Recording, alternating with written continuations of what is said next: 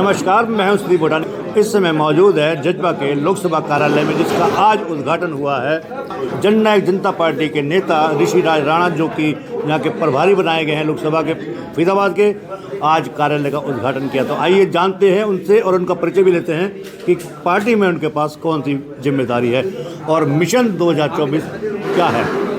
हाँ जी राणा जी, मिशन 2024 क्या है आपका? हमारा एक ही मिशन है, एक ही ध्येय है, एक ही मछली का निशाना है, भाई दुष्यंत चौटाला जी को हरियाणा का मुख्यमंत्री बनाना। अच्छा, आपके पास कौन सी जिम्मेवारी है आपके पास?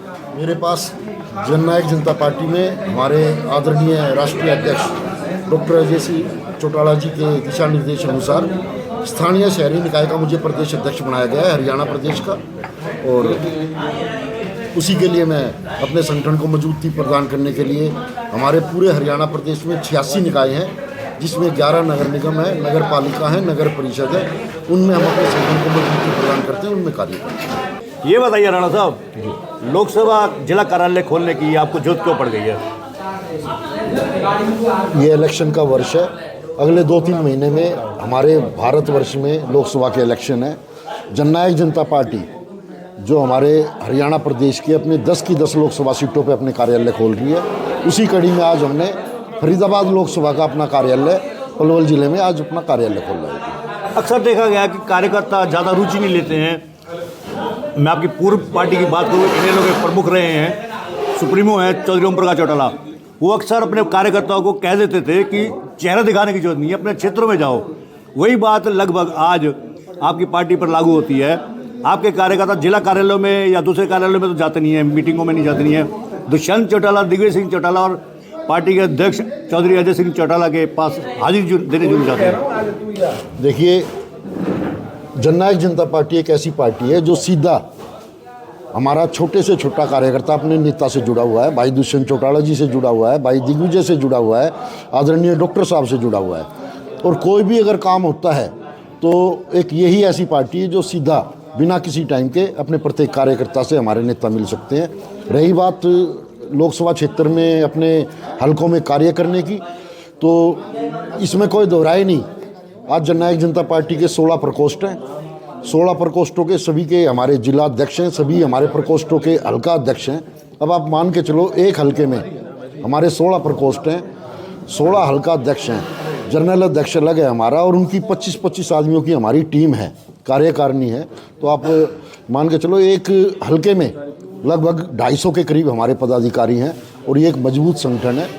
इतना बड़ा संगठन कार्यालय में तो हर रोज़ नहीं आ सकता, लेकिन जब कोई विशेष प्रोग्राम होता है, हमारे नेतागण आते हैं या कोई बड़ी रैली होती है, बड़ी जनसभा होती है, तो हमारा प्रत्येक कार्यकर्ता, प्रत्येक पदाधिकारी उस जगह मौजूद होता है। आपकी पार्टी का सदस्यता अभियान भी चल रहा है और आखिरी तारीख 28 तारीख की है। अभी तक देखा जाए तो लगभग 50% तक काम अभी पूरा हुआ है, और 50% जोड़ने के लिए आप लोग किस प्रकार से काम करेंगे?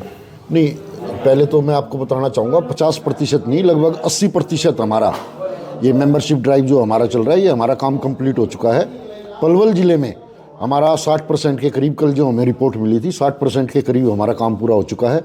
और आने वाली 28 तारीख तक पूरे हरियाणा प्रदेश के प्रत्येक हलके से हमारा ये काम कंप्लीट होकर मेंबरशिप ड्राइव का, और ये जमा हो जाएगा जी। जेजेपी एनडीए का घटक दल है जी, लेकिन ये भी कहा जा रहा है कि जो बीजेपी है वो ज़्यादा भाव नहीं दे रही है प्रदेश में।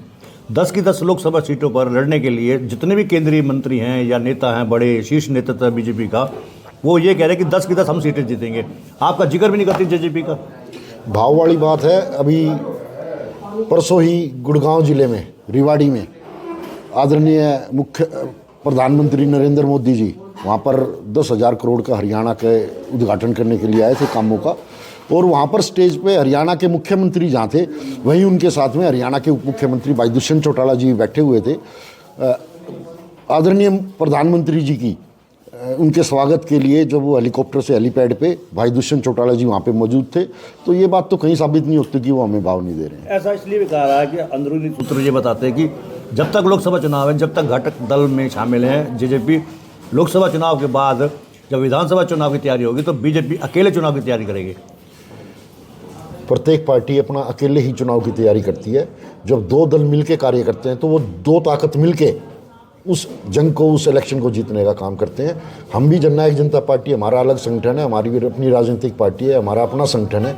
हम भी हमेशा अपने संगठन को मजबूती प्रदान करने के लिए और जननायक जनता पार्टी को मजबूती प्रदान करने के लिए काम करते हैं। इसी तरीके से अन्य राजनीतिक पार्टियां भी करती हैं। अच्छा, लोकसभा की तैयारी आपने कर भी रहे हैं आप एक तरह से, 10 की 10 सीटें पर आपकी पार्टी के कैंडिडेट हो सकते हैं अगर अकेले चुनाव लड़ा तो? बिल्कुल हमारी तैयारी है, और जैसा भी हमारा राष्ट्रीय अध्यक्ष जी का आदेश होगा, उस आदेश के अनुसार अगर हम अकेले लड़ेंगे तो 10 की 10 सीटों पे लड़ेंगे, गठबंधन में लड़े तो जो हमारा गठबंधन में तय होगा उस पर हम काम करेंगे। और अगर गठबंधन पे सीट नहीं मिलती तो भी उनके साथ रहेंगे बीजेपी के?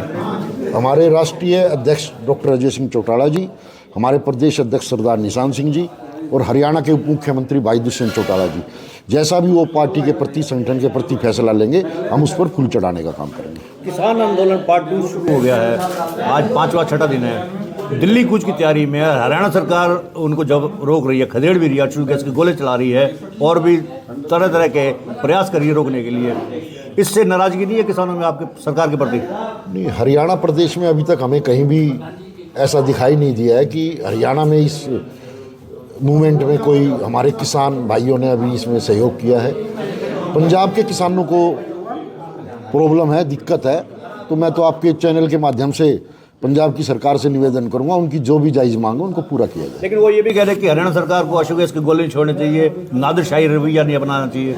नहीं, अभी हरियाणा में तो उन्होंने प्रवेश ही नहीं किया है, नहीं, वही तो अभी बॉर्डर पे हैं, और वहाँ पे पंजाब सरकार और हरियाणा सरकार की जो संयुक्त टीम है, अगर कोई कानून अपनी व्यवस्था को तोड़ने का काम करेगा तो उस पर थोड़ा सा दमनकारी, जो कानून तोड़ने का काम करेगा उसको सुचारू रूप से हमारे कानून की व्यवस्था बनी रहे, लोगों को परेशानी ना हो, आमजन को परेशानी ना हो, ये एक प्रशासन का काम है और उसको कर रहे हैं। बाकी पंजाब सरकार को, जो हमारे पंजाब के किसान भाई हैं, उनकी जो मांगे हैं, उन जायज़ मांगों को मान के पूरी करनी चाहिए। ये तो खाली पंजाब की नहीं, पूरे देश के किसानों की मांग है। एमएसपी पर जो मांग है सरकार की और वो किसानों की, किसान तो ये भी कह रहे हैं कि मोदी सरकार ने मांग 3 साल पहले मान भी लिया था 2021 में नवंबर में, उसके बाद से ठंडे बस्ते में डाल दिया गया। जननायक जनता पार्टी हरियाणा प्रदेश की पार्टी है। हरियाणा प्रदेश एक पहला राज्य है जहाँ पर 14 फसलें एमएसपी पे खरीदी जाती है। यहाँ का किसान खुशहाल है, खुश है, उनका अब सीधा खाते में पैसा जाता है। मंडी में उनको वो जो बीच में काफ़ी टाइम तक, कई दिनों तक उनको चक्कर काटने पड़ते थे, ऐसा कुछ नहीं है। अपनी फसल लेके, सरसों लेके मंडी में जाता है किसान, 3 घंटे बाद उसके खाते में पैसे आ जाते हैं, 24 घंटे के अंदर अंदर। तो हरियाणा का किसान खुश है।